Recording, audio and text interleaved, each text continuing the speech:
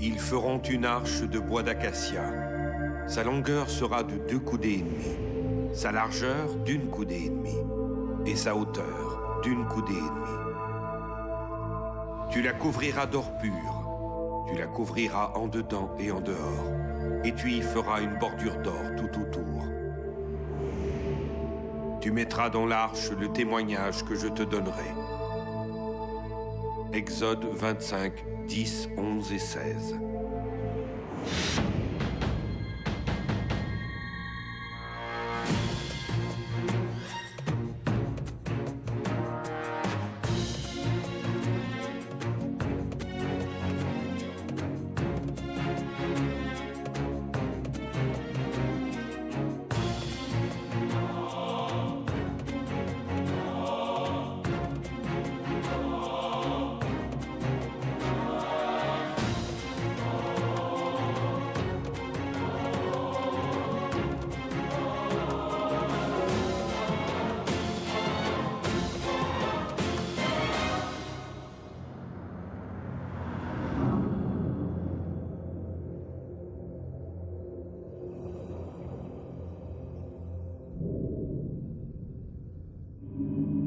De tous les objets décrits dans la Bible, aucun n'a autant fait fantasmer les amateurs d'histoire fantastique que l'Arche d'Alliance. Ce coffre recouvert d'or pour contenir les tables de la loi. Qu'était l'Arche d'Alliance? L'Arche d'Alliance était un coffre de bois recouvert d'or qui avait été fabriqué dans le Sinaï lors de l'exode des Juifs pour contenir les tables de la loi. Le mot en hébreu, c'est Aaron, qui veut dire, dans le fond, c'est coffret. Et dans lequel on peut mettre quelque chose. Parce que dans cette arche d'alliance, il y avait les tables de la loi, mais il y avait aussi le sceptre fleuri d'Aaron. En quelque sorte, le téléphone du Tout-Puissant, le livre des Nombres raconte que Moïse parlait à l'Éternel à travers l'arche et qu'il entendait la voix de Dieu résonner entre les 2 chérubins d'or sculptés sur son couvercle.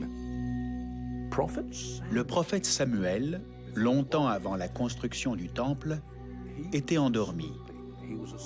Il était l'assistant du grand prêtre Élie et il dormait, comme les autres assistants, dans cette partie du tabernacle où se trouvait l'arche sacrée. Et nous savons qu'il a entendu une voix qui disait « Samuel, Samuel ». Il se rend donc voir le grand prêtre pour lui demander « Vous m'avez appelé ?» Et Élie de lui répondre « Non, mon fils, retourne dormir ». Éventuellement, il réalisa que cette voix était celle de Dieu qui appelait Samuel à mener une vie religieuse. Et comme on l'a déjà dit, l'arche était-elle une sorte de radio pour parler à Dieu? Mais ce sont surtout ses propriétés militaires qui ont fait de l'Arche d'Alliance la plus célèbre des reliques de l'Antiquité. Ses exploits sont légendaires. Pour les Israélites, elle était un bouclier contre leurs ennemis et une arme aux propriétés redoutables et étonnantes. Y a-t-il jamais eu une vérité derrière ce coffre légendaire? Quand nous revenons sur certains grands récits de l'histoire, nous devons nous rappeler qu'il y a 2 sortes de vérités. Il y a la vérité porteuse d'un message qui peut ou non être historique, parce que son message est si important qu'il peut ou non être présenté par le biais de personnages historiques ou simplement raconté comme une histoire. Une histoire qui contient une signification est moins importante que la vérité qu'elle contient. C'est un peu comme si vous alliez dans une bijouterie de grande réputation pour acheter un beau diamant. On vous le remettrait normalement dans une jolie boîte. C'est ce qu'on appelle l'historicité. Mais si on vous remet le diamant dans un vulgaire sac de papier, le diamant n'en est pas moins un diamant. Où me conduira la recherche de cet objet mythique? Dans l'Exode au chapitre 24, Moïse se rend sur le mont Horeb, dans la chaîne du Sinaï. Au mont Horeb, Dieu a donné à Moïse ses instructions en vue de la construction de l'arche. La Bible nous donne une description de l'Arche d'Alliance. Elle décrit la manière de la construire ainsi que les mesures. 2 coudées et demie de long par 1 coudée et demie de large par 1 coudée et demie de haut. Dieu demande à Moïse de la couvrir d'or en dedans et en dehors. Il lui demande aussi de fondre pour elle un couvercle d'or orné de 2 chérubins, eux aussi en or. Son nom complet, c'est Arche d'alliance de Yahvé, siégeant sur les chérubins. C'est son titre. L'arche, donc, de l'alliance de Yahvé, qui siège sur les chérubins. C'est un mot babylonien qu'on a transcrit. Le mot, c'est kéroub. Et au pluriel, s'il y a un chérub, c'est kéroub. Et s'il y en a 2 ou 3, on va dire kéroubim. Donc, c'est le pluriel.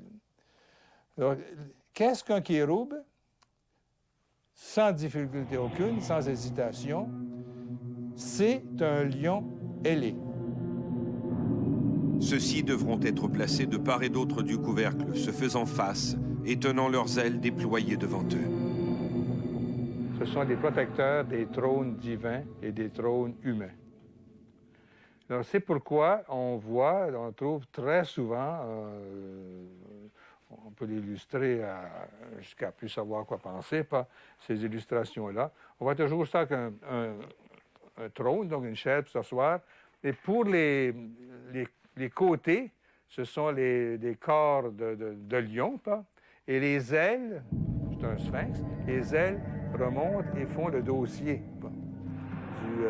de la chaise.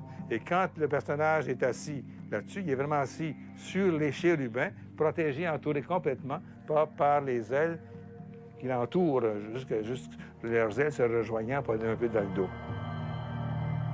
L'Éternel demande encore au prophète de fondre 4 anneaux d'or placés aux 4 coins de l'arche, 2 de chaque côté. Et elle a été construite avec des barres de chaque côté, de manière à ce que les tribus puissent la transporter hors d'Égypte, en attendant qu'un temple ou qu'un lieu quelconque soit construit pour y abriter les tables dans le Saint des Saints. L'arche devient alors l'un des éléments centraux du Pentateuque, les 5 premiers livres de l'Ancien Testament. Pour l'arche, Dieu demande à Moïse de construire un tabernacle, une grande tente, pour la protéger. Il ajoute que les hommes qui la transporteront devront être habillés de vêtements spéciaux.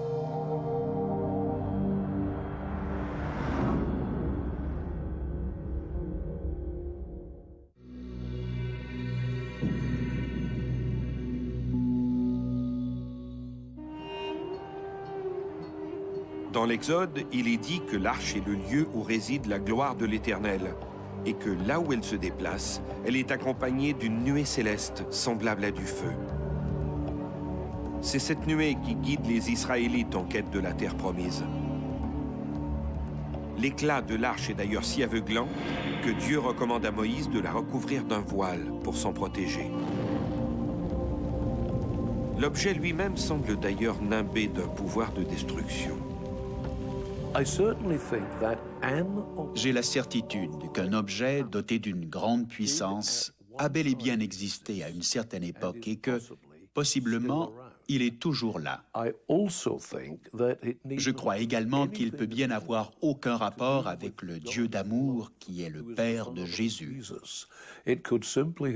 Ça peut fort bien être un objet créé par un brillant technicien égyptien, maître du trucage et de l'illusion. Dans le 2e livre de Samuel, on rapporte un incident pour le moins révélateur. Alors que l'arche est transportée sur un char tiré par des bœufs, l'un des Israélites, un certain Uza, tend la main pour empêcher l'arche de pencher. Il est aussitôt foudroyé par le pouvoir divin.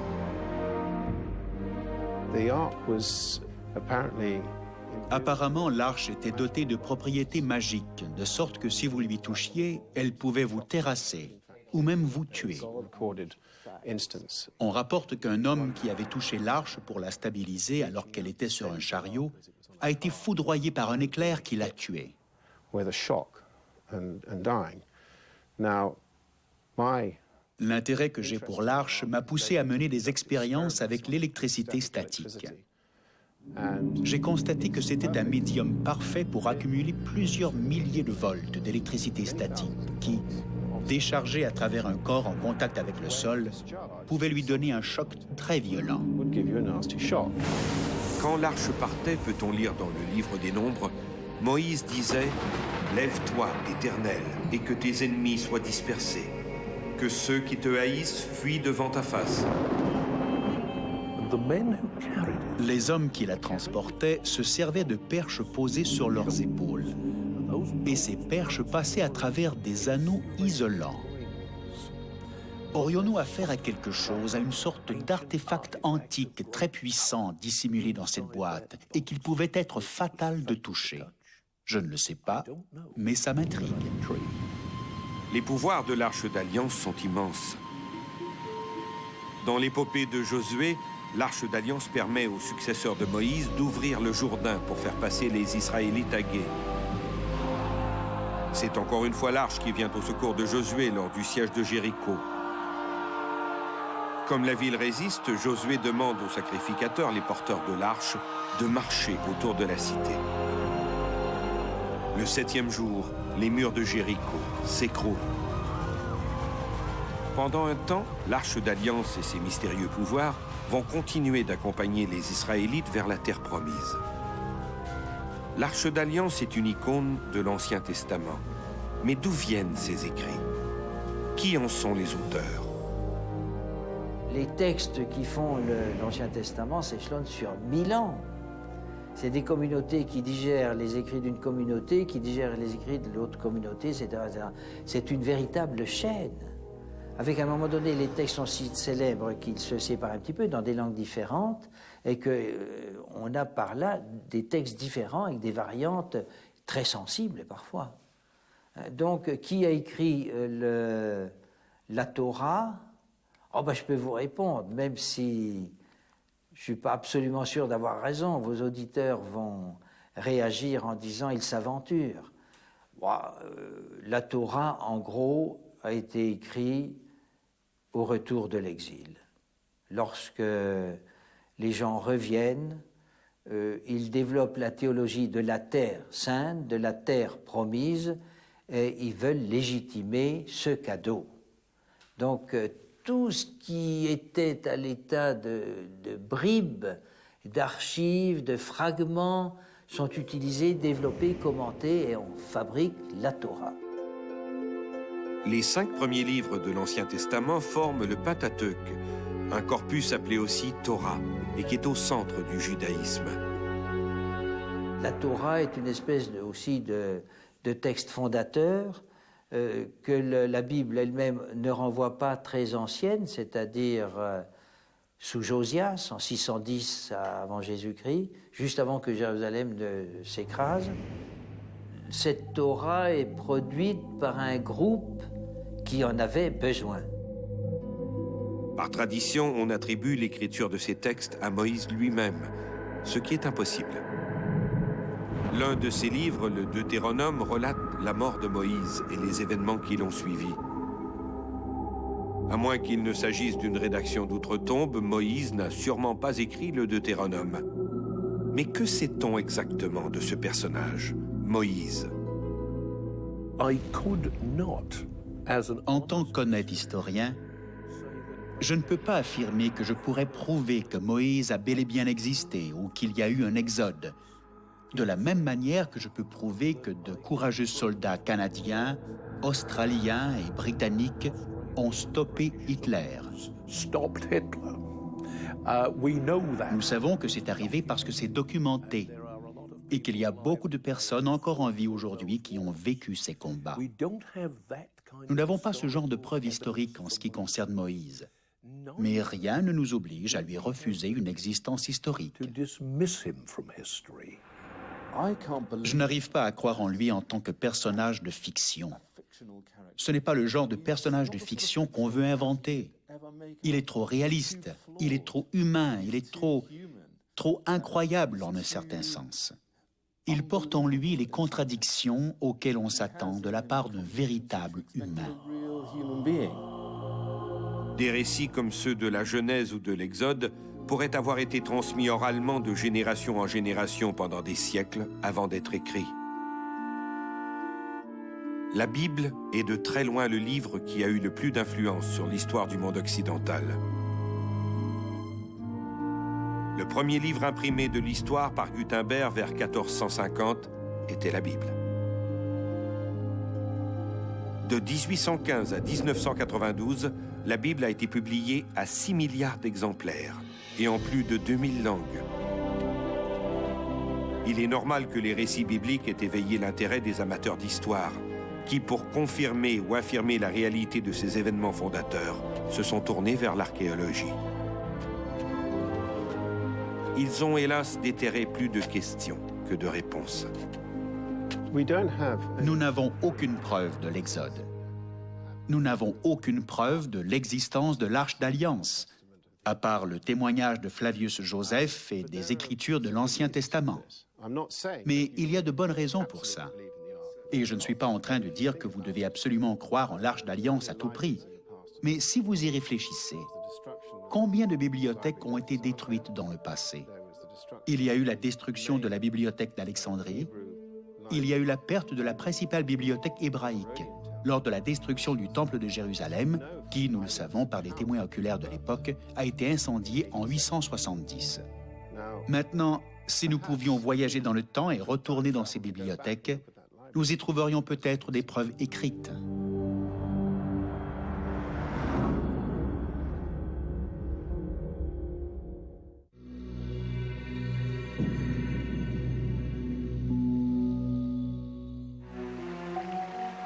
L'Exode raconte l'histoire de Moïse, de sa naissance en Égypte jusqu'à ses 40 ans d'errance dans le désert. Cet épisode de l'Ancien Testament est sans doute celui qui a le plus été questionné par les historiens.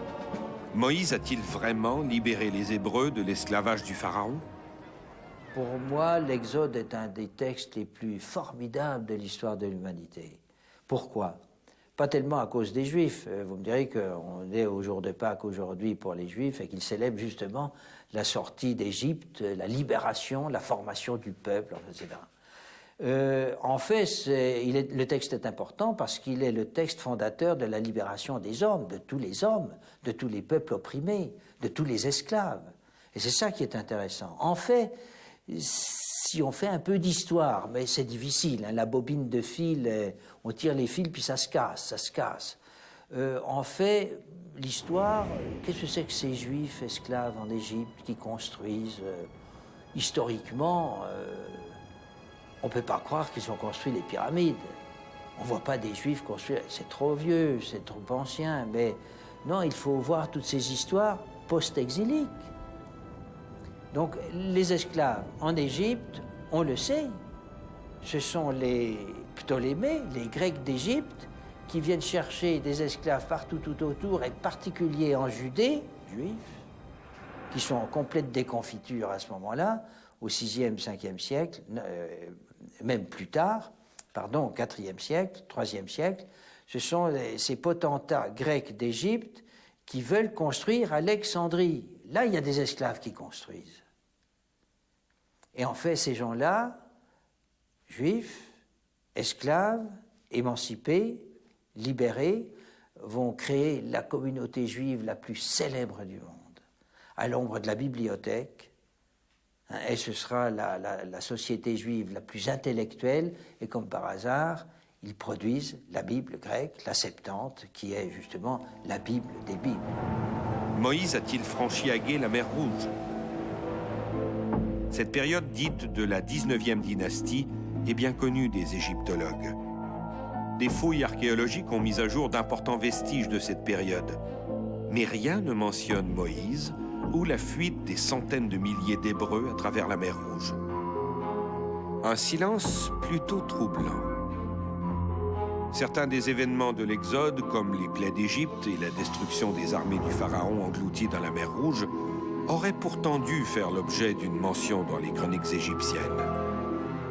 One of the theories Une des théories que j'ai derrière la tête, c'est pourquoi Pharaon, après avoir accepté que Moïse puisse conduire son peuple vers la liberté, a-t-il soudainement changé d'idée et envoyé la crème de la cavalerie égyptienne pour le ramener. Et j'oserais suggérer ceci. Moïse n'a pas fait construire l'arche, tel qu'on le décrit dans les récits bibliques. Éduqué comme un prince égyptien, il connaissait l'arche. Il connaissait son pouvoir et il l'a emporté avec lui. Et quand Pharaon a découvert que sa formidable, sa très puissante, sa très précieuse arche était disparue, il est devenu fou furieux et a ordonné au général de sa cavalerie « Ramenez-la-moi à n'importe quel prix ». Et ce prix fut la mort de la fine fleur de l'armée égyptienne. Dans l'Exode, Moïse rencontre Dieu sur l'Horeb, dans la chaîne du Sinaï. Le Sinaï est une péninsule égyptienne d'environ 60 000 km², de forme triangulaire bordée au nord par la mer Méditerranée et au sud par la mer Rouge. Le sud de cette péninsule est très montagneux. C'est là que la tradition situe le mont Horeb. Toute la région de l'Horeb a fait l'objet de recherches archéologiques. Les scientifiques ont trouvé des artefacts qui prouvent que l'endroit était déjà habité à l'époque néolithique. En revanche, ils n'ont rien trouvé à l'appui d'un exode de masse, ni d'une occupation importante. Au mieux, des poteries et des sculptures indiquent que ces montagnes ont peut-être déjà abrité de petites communautés qui se livraient à des cultes religieux. Si le Moïse biblique est peu vraisemblable, les historiens croient que sa légende a probablement été inspirée par un personnage bien réel, sans doute un chef de clan, issu de la tribu de Lévi, une communauté qui résidait à l'extrême sud de la terre de Canaan, la terre promise des Israélites. Lorsqu'on fouille le sol de Canaan, on observe quelque chose de très intéressant. À la fin de l'âge du bronze, vous avez les traces classiques de campements cananéens, avec des poteries raffinées et très ornées, des sites funéraires sophistiqués. Puis, subitement, au début du premier âge du fer, vous trouvez, sur les hauts plateaux de Canaan et non pas dans les basses terres, une nouvelle sorte d'habitants qui apparaît soudainement, comme des pointillés sur une carte, comme des lumières qui s'allument partout sur la carte de Canaan. Ces gens semblent vivre de manière spartiate. Leur poterie est simple, leur site funéraire rudimentaire. Et dans la mesure où on peut reconstituer leur structure politique à partir de fouilles, ils semblent être plus démocratiques que les Cananéens qui les ont précédés. Mais un indice est vraiment intéressant. Ils ne mangeaient pas de porc. C'étaient les premiers Israélites. Et ils apparaissent subitement à une époque qui correspond plus ou moins à celle que nous suggère une des versions de la Bible. Ce Moïse historique aurait probablement vécu aux alentours du XIIIe siècle avant Jésus-Christ. Nous n'avons pas de preuves concrètes de l'existence de Moïse, pas plus que nous n'avons de preuves de l'existence de l'arche. Nous n'avons que des descriptions et la tradition. Au sud de Jérusalem, les Palestiniens ont un tombeau pour Moïse, qui est très ancien et très vénéré. Et bien sûr, il est le personnage pivot de l'Ancien Testament. 600 ans de tradition orale auront fini par transformer ce Moïse historique en un Moïse plus grand que nature, l'élu et le messager de Dieu. Dans l'Exode, la description de l'arche s'apparente aussi étrangement à ces coffres retrouvés dans certains tombeaux égyptiens, notamment dans celui du jeune pharaon Toutankhamon, découvert en 1922 dans la vallée des rois. Cette ressemblance traduit une indéniable influence égyptienne sur le ou les auteurs de l'Exode. Si un tel objet a réellement existé, comment a-t-il pu disparaître ?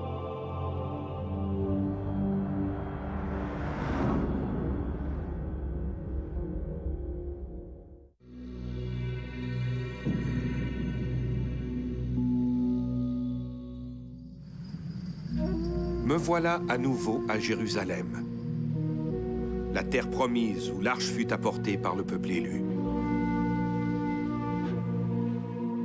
À Jérusalem, le roi Salomon, fils et successeur du roi David, l'a fait déposer dans un sanctuaire spécialement aménagé à l'intérieur du temple, le lieu très saint. La référence que nous avons, ou si vous préférez la dernière apparition en référence à l'arche, remonte à environ 620 avant Jésus-Christ, quand le roi Josué demande aux Léviathans, qui sont responsables de la sécurité de l'arche, de la sortir de sa cachette. Dans mon esprit, cela est très révélateur. Parce que si vous aviez une arche contenant les reliques de l'Exode et les tables de la loi, vous auriez également une cachette située quelque part sous le plancher du temple. En 620, le roi Josué demande aux Léviathans de la sortir de sa cachette et de l'exhiber pour rassurer son peuple sur l'existence de la loi et l'existence de la tradition. 50 ou 60 ans plus tard, vous avez l'invasion babylonienne. Or, ils ne font aucune mention de l'arche. Et les Babyloniens étaient d'excellents chroniqueurs. Mais dans la liste du butin qu'ils rapportent à Babylone, on ne retrouve aucune mention de l'arche d'alliance. Dès lors, on peut présumer qu'elle était si bien cachée qu'ils ne l'ont pas trouvée. Pour les amateurs d'énigmes, c'est ici que la chasse au trésor commence. Le temple de Salomon, pour l'archéologie, c'est pas compliqué, on ne connaît pas une seule pierre. C'est dessous, c'est sous le pavage, et si on soulevait un pavé, ça déclencherait de tels tourments que plus personne n'y pense. Donc, le temple de Salomon n'est pas un dossier archéologique. Le temple d'Hérode pourrait l'être, mais s'il est au même endroit, nous n'avons aucune pierre, et ce n'est pas un dossier archéologique. C'est un dossier historique. On a des textes, on a des descriptions, on a des dessins, on a des gens qui ont essayé de reconstituer, mais le temple, on n'en sait rien. On peut quand même difficilement douter de l'existence du temple. On en parle tellement, et même pour un chrétien, le Jésus dit, le temple, finalement, il sera détruit, et le temple, c'est moi. Donc, si on croit que le Jésus a quand même dit quelque chose de vrai, il a vu le temple. Et puis, vous vous promenez dans Jérusalem, il faut regarder ce formidable mur, cette construction complètement mégalomane. C'est pas pour construire un bain turc ou un stade. Non, c'est le temple immense, enfin du moins l'enceinte immense du temple d'Hérode, que probablement aujourd'hui on suppose que c'est une suggestion romaine. Si Nabuchodonosor ne s'est pas saisi de l'arche, c'est parce qu'à son arrivée au temple de Salomon, elle n'y était déjà plus. Alors, qu'est-il arrivé à l'arche après sa dernière apparition documentée dans le Saint des Saints à Jérusalem? Personne ne le sait. Il y a de très nombreuses hypothèses. Il existe de nombreuses hypothèses sur le sort de l'arche. L'une voudrait qu'elle soit aujourd'hui dissimulée dans une caverne près du mont Horeb. Le prophète Jérémie aurait fait transporter l'arche avant l'invasion des Babyloniens dans une caverne, près de l'endroit où Moïse aurait vu son buisson ardent. Elle y serait toujours. Après la mise à sac du temple par des vagues successives d'envahisseurs, l'arche aurait pu être prise par les Syriens, elle aurait pu être prise par les Babyloniens, elle aurait également pu être cachée par l'un des prêtres ou l'un des prophètes dans une caverne située dans les montagnes. Elle a pu être cachée près de Qumran, où on a retrouvé les mystérieux rouleaux. Elle aurait pu également se retrouver en Éthiopie, ce qui implique la liaison entre le roi Salomon et la reine de Saba. L'arche serait conservée dans un petit village du nord de l'Éthiopie. Ce scénario repose à la fois sur des sources bibliques et sur une longue tradition orale. Si nous cherchons la dernière résidence de l'arche, nous jonglons avec de nombreuses hypothèses. Et l'hypothèse éthiopienne, qui veut qu'elle soit à Aksum, en Éthiopie, est aussi valable que toutes les autres. Les historiens éthiopiens eux-mêmes font remonter l'événement à l'un de leurs premiers grands chefs, un homme réputé nommé Ménélik, dont le nom peut se traduire par « fils de l'homme sage ». Et lorsque nous nous intéressons à la rencontre entre le roi Salomon et la magnifique reine noire de Saba, nous devons nous rappeler que l'un des livres de la Bible s'appelle le Cantique des Cantiques ou le Cantique de Salomon. Il s'agit d'un texte magnifiquement écrit et très érotique, un poème d'amour qui s'adresse à une superbe femme noire. Et nous supposons que ce poème a été écrit par le roi Salomon lui-même. On trouve également une référence, et vous savez comment le phrasé de la Bible peut être tortueux, où on y dit simplement « Elle était éblouie par la sagesse de Salomon, et il lui a donné tout ce que son cœur désirait. » Ce qui peut vouloir dire, en une petite phrase innocente, qu'il l'avait engrossé. Alors, notre belle reine noire de Saba retourne chez elle, enceinte du fils de Salomon à qui elle donnera naissance. Lorsqu'il atteint l'âge adulte, elle lui révèle l'identité de son père et lui dit « Je sais que tu seras bien reçu. Souhaites-tu aller le rencontrer ?» Et dans le folklore et l'histoire éthiopienne, on retrouve des récits du voyage de Ménélik, où Salomon l'accueille avec grand plaisir et grande fierté. Quand il repart, il se voit offrir l'arche, par mesure de sécurité, parce que Salomon croit que ses ennemis se rassemblent autour de Jérusalem et qu'il estime que l'arche sera davantage en sécurité auprès de son fils et de sa mère, dans le puissant royaume de Saba.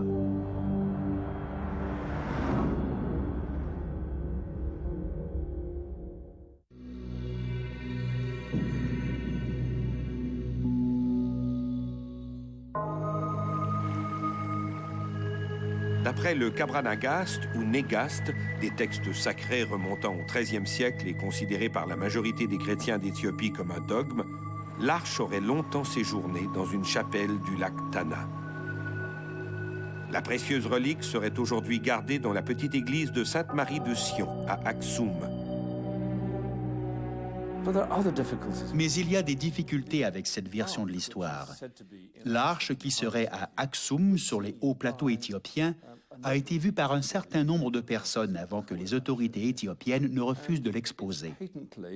De toute évidence, il s'agit d'un objet d'origine chrétienne médiévale, couvert de croix, et qui ne ressemble en rien à l'objet que les Israélites ont traîné avec eux à travers le Sinaï. Plusieurs ouvrages ont été écrits sur le sujet, et la plupart d'entre eux favorisent cette filière éthiopienne, même si, dans les faits, elle ne repose que sur très peu de choses. Un des arguments évoqués par les tenants de la théorie éthiopienne est premièrement l'existence de gens d'origine juive en Éthiopie, les Falachas, et deuxièmement, le fait que ces Falachas ont, ou avaient, la plupart sont en Israël maintenant, des pratiques cérémoniales très anciennes, qui sont censées indiquer que la communauté a été isolée du monde juif extérieur pendant une très très longue période. Ces pratiques relèveraient d'un rite juif très ancien, une sorte de rituel datant de l'époque de Salomon. Mais en quoi ces arguments ont-ils un lien quelconque avec l'arche ? L'ancienne ville de Jérusalem est à présent dominée par une magnifique mosquée, dont le dôme doré lui a valu le nom de Dôme du Rocher, construit vers 690 sur les lieux mêmes de l'ancien temple de Hérode, lequel était lui-même construit sur le site du temple de Salomon. Autre spéculation, l'arche n'aurait jamais quitté Jérusalem. Au moment de la prise de la ville par les Babyloniens, les prêtres qui redoutaient que l'arche ne tombe aux mains de leurs ennemis l'auraient tout bonnement cachée dans une chambre secrète aménagée sous le temple. Elle y serait encore.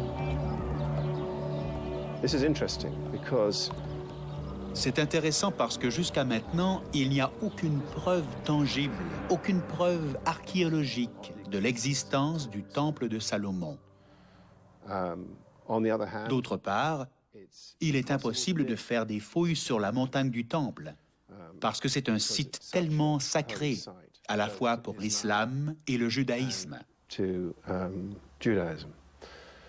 So, En conséquence, l'existence d'un temple est très importante dans tout ça. it's very important to Sans temple, vous n'avez pas l'histoire de l'Arche. you don't have the story Alors of the tout dépend de ce que vous voulez chercher en premier. first. Nous savons toutefois, à la lumière de travaux menés au XIXe siècle, qu'il existe sous la mosquée un ensemble de tunnels et de chambres souterraines qui, encore à ce jour, n'ont jamais été explorés.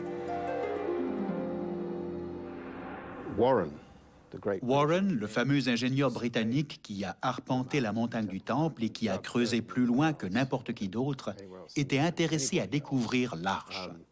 was interested Il savait qu'elle pouvait être dissimulée sous la montagne. existed under the mount. Mais le site est si vaste et si difficile à fouiller que même s'il avait la permission de creuser, il n'a rien trouvé de concluant, même s'il a découvert plusieurs chambres et de nombreux tunnels. My theory Alors ma théorie, mon intuition, c'est que si l'Arche est quelque part, elle est là. first place. Le site du Dôme du Rocher est également l'endroit où, au XIIe siècle, étaient cantonnés les chevaliers du Temple, un ordre à la fois militaire et religieux.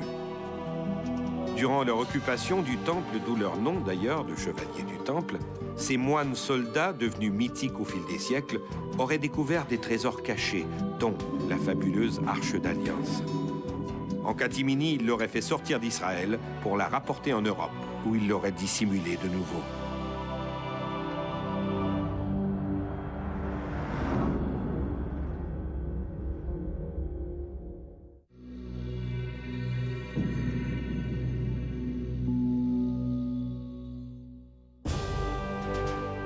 I think if they S'ils avaient trouvé l'Arche, qu'auraient-ils gagné à la déplacer? La volonté des Templiers, c'était d'être là, à Jérusalem. Ils s'appelaient les pauvres chevaliers du Temple de Salomon.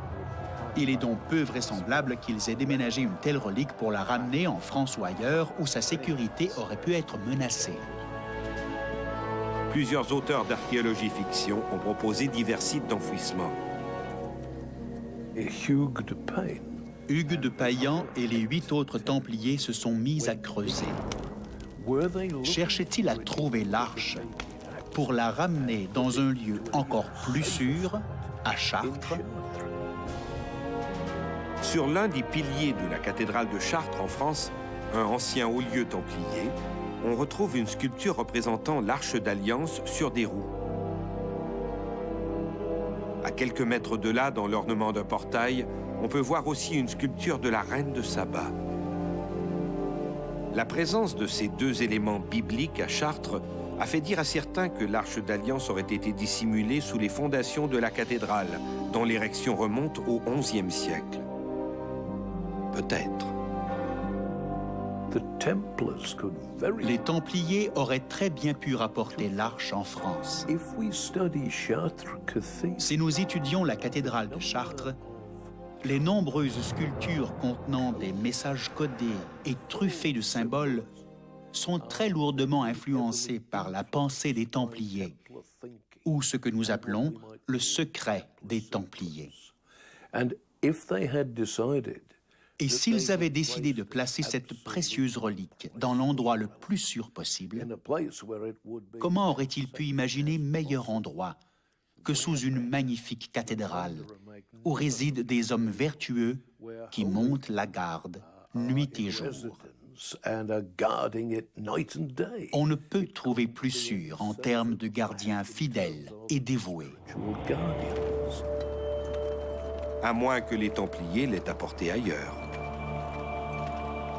The power of the Le pouvoir des Templiers, et là encore, si nous lions le code des Templiers à celui du roi Arthur, les chevaliers arthuriens poursuivaient toutes sortes de quêtes qu'on décrit sous le terme de Graal. Et il n'y a aucune raison de ne pas accepter qu'ils aient également été à la quête de l'Arche. ark as well. Dans son livre The Templars and the Ark of the Covenant, l'auteur anglais Graham Phillips soutient que les Templiers auraient rapporté l'arche en Grande-Bretagne, où ils l'auraient secrètement dissimulée dans un champ entre Banbury et Coventry, dans les Midlands anglaises. On a aussi prétendu que l'arche était dissimulée sous la chapelle Rosslyn, près d'Édimbourg. Là encore, ce sont les Templiers qui l'auraient apportée en Écosse, où, par l'entremise des francs-maçons, elle aurait été enfermée dans une voûte secrète. La chapelle de Rosslyn étant un haut lieu de l'ésotérisme, c'est là d'ailleurs que s'achève l'aventure du Code da Vinci, l'arche y serait tout à fait à sa place. Pourquoi pas? Et la liste s'allonge. Je crois que si l'arche a survécu à la conquête babylonienne, elle est probablement cachée, si elle existe toujours, quelque part à Jérusalem. Durant la guerre des 6 jours, en 67, les Israéliens ont pénétré dans Jérusalem-Est, encore une fois jusqu'au mur ouest, et ils ont mené des fouilles non autorisées sous la montagne du Temple. Les rabbins qui supervisaient ces excavations prétendaient, en se référant aux textes rabbiniques, qu'ils savaient exactement où trouver l'arche. Et ils ont affirmé qu'ils n'étaient qu'à quelques mètres du lieu où se trouvait l'arche, lorsqu'on les a arrêtés.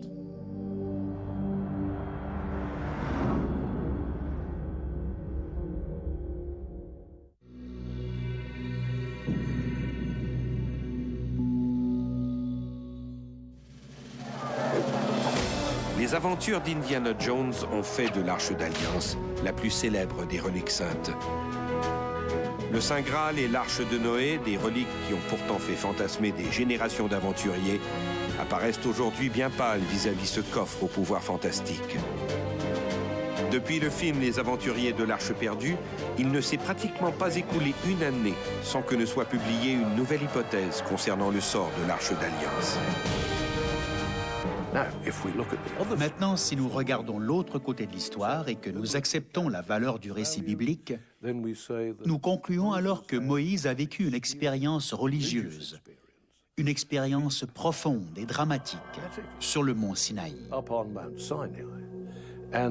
Comme résultat, il a imposé certaines lois à son peuple, et ces lois, inscrites sur des tablettes de pierre, ont été gardées à l'abri et en toute sécurité à l'intérieur de cette mystérieuse arche.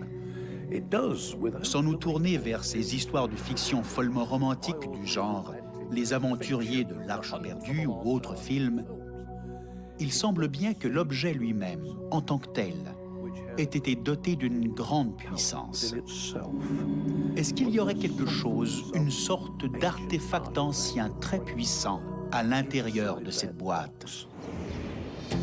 Les historiens, du moins la grande majorité, doutent de la réalité de l'arche. Selon eux, il ne faut surtout pas y voir un objet physique au sens littéral, mais un symbole représentant l'Éternel au milieu des Israélites. Une question intéressante est de savoir, si vous aviez à inventer un truc, pourquoi inventer une arche? Vous inventez une arche parce qu'il y a peut-être là un fond de vérité. Mais ils n'ont pas fabriqué une boîte pour préserver la loi, laquelle pouvait bien ne pas être écrite sur des tablettes de pierre. Il est possible qu'à l'époque de l'exil, ou quand ils ont érigé le premier temple, ils aient fabriqué un contenant pour abriter les saintes écritures, leurs lois, les lois juives ou hébraïques. Ce faisant, ils auraient par là même inventé l'arche. Nous n'en savons rien. Mais imaginons un instant qu'un tel objet ait réellement existé. Qu'en ferions-nous? Si le passé est garant de l'avenir, souhaitons qu'elle ne soit jamais retrouvée.